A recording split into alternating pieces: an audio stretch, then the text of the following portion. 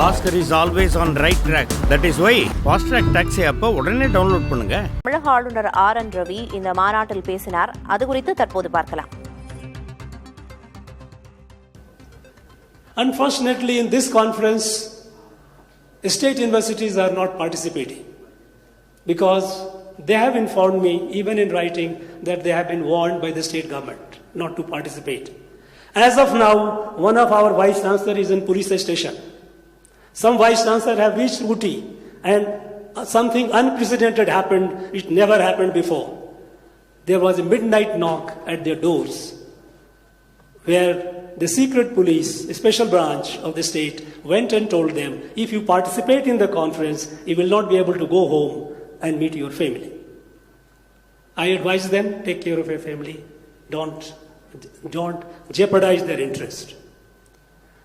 I wish good sense prevails, because essentially this conference is meant to improve the quality. There is no politics involved in it.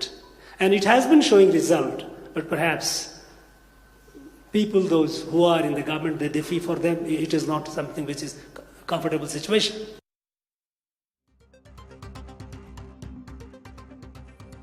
ஆளுநர் பேசியதை பார்த்தோம். தற்போது இணைப்பில் கல்வியாளர் திரு Prince Gajendrababu இணைப்பில் இருக்கிறார். சார் வணக்கம். வணக்கம் சார், துணைவேந்தர்கள் மாநாடு ஆளுநர் தலைமையில நடந்துச்சு. அந்த மாநாட்டு மேடையில ஆளுநர் ஆர்.என். ரவி தமிழ்நாடோட கல்வித்தரத்தை கடுமையா விமர்சிச்சிருக்காரு. அது குறித்து உங்களோட பார்வை என்ன சார்?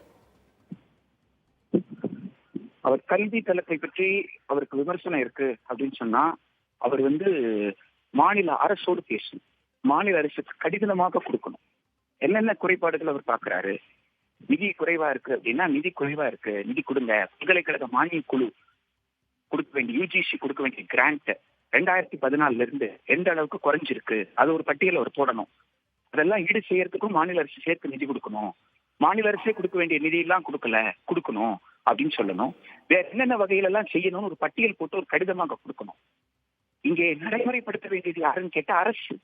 மக்கள் யாருக்கு வரி கட்டுறாங்கன்னா, அரசுக்கு வரி கட்டுறாங்க.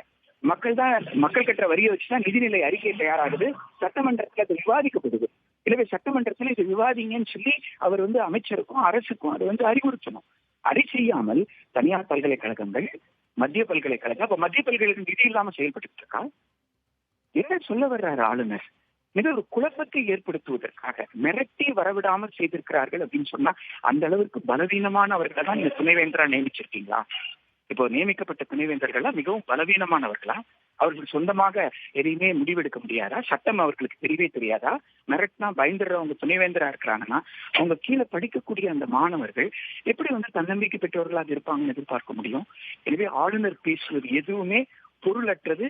அவர் பதவிக்கு உரிய முறையில் அவர் நடந்து கொள்ளவில்லை, பேசவில்லை என்பதுதான் என்னுடைய கருத்து. நேர்ல போய் நிறைய பல்கலைக்கழகங்களை ஆய்வு செஞ்சேன், அதுக்கப்புறமா தான் இந்த கூட்டத்தையே நடத்துறேன்னு சொன்னாரு. அது மட்டும் இல்லாம இந்த அரசு கல்வி நிலையங்கள்ல தரம் குறைவாதான் இருக்குது அப்படிங்கறது ஏசிஆரோட அறிக்கையிலும் வந்திருக்கிறதா குறிப்பிட்டிருக்காரு. தரவுகளோட ஏசிஆர் அறிக்கை என்பது அரசு அறிக்கை கிடையாது. அது ஒரு மிகப்பெரிய என்ஜிஓ தந்திருக்கக்கூடிய அறிக்கை. அந்த அறிக்கையை எப்படி இவர் நம்புறாரு? அந்த அறிக்கையில என்னென்ன காரணங்கள் சொல்லியிருக்கிறாங்க, அந்த அறிக்கையில குறைபாடுகள் என்னென்ன சுட்டி காட்டப்பட்டிருக்கு, அந்த குறைபாடுக்கு அரசு எந்த அளவுக்கு காரணம், ஆசிரியர்கள் எந்த அளவுக்கு காரணம் என்பதை பற்றியெல்லாம் சுட்டி காட்டப்பட்டிருக்கா? அப்படி சுட்டி காட்டப்பட்டிருந்தால் அதையெல்லாம் சுட்டி காட்டி இவர் கடிதம் எழுதியிருக்கலாம். ரெண்டாவது, இவர் ஆய்வு செய்திருக்கிறார், ஆய்வுல இவர் கண்டுபிடிச்சிருக்கிறாருன்னா, இவர் ஆய்வு செய்து கண்டுபிடிச்ச அறிக்கையை அரசுக்கு கொடுத்து அரசு அதன் மீது நடவடிக்கை எடுக்கலன்னா அவர் பத்திரிகைக்கு செய்தியா கொடுத்திருக்கலாமே. பல அறிக்கைகள் அவர் அரசுக்கு கடிதம் எழுதுறாரு, அடுத்த நாளே அதை பத்திரிகைக்கு செய்தியா தானே கொடுக்கிறாரு. இந்த மாநாடு குறித்து கூட பிரஸ் நோட்டா தானே மக்களுக்கு தெரியும். எனவே பத்திரிகை கூட கொடுத்திருக்கலாம், அரசு நடவடிக்கை எடுக்கலாம், கொடுத்திருக்கலாம்.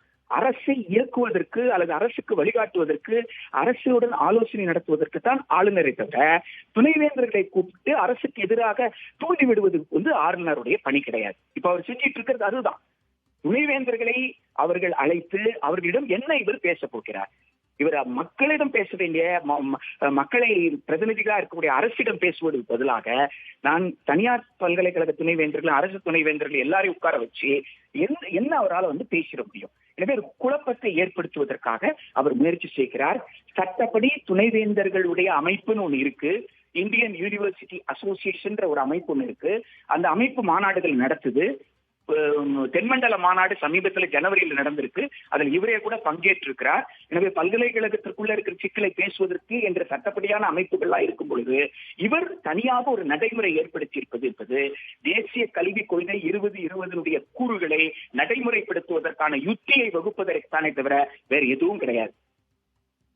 நிச்சயமா ஆளுநர் வந்து குழப்பத்தை ஏற்படுத்தும் முனைப்புல தான் இவ்வாறு பேசியிருக்கிறார் மாநாட்டு மேடையில அப்படிங்கறத குறிப்பிட்டு மேலும் பல்வேறு கருத்துக்களை தெரிவித்ததற்கு நன்றி sir. Oscar is always on right track. That is why Fast Track Taxi அப்போ உடனே டவுன்லோட் பண்ணுங்க.